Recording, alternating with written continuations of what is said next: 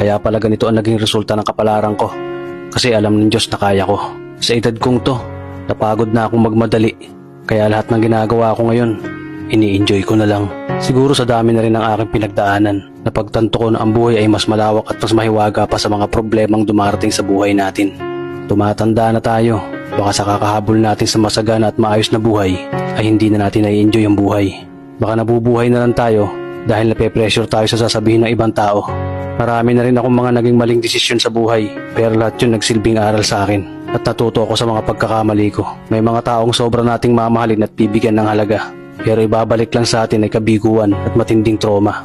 Kaya wag nating lilingunin ng mga taong tulad nila dahil mas payapa kapag hindi ka na interesadong malaman pa kung ano pang balita sa kanila. At wag mong idepende ang sarili mo sa kahit kanino.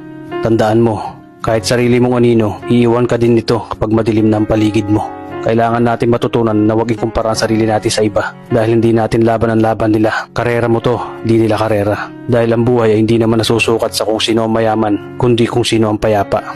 Kaya galingan mo lang palagi tol dahil napakaraming tao mapanghusga, hihilahin ka pababa at lagi mo tong tatandaan.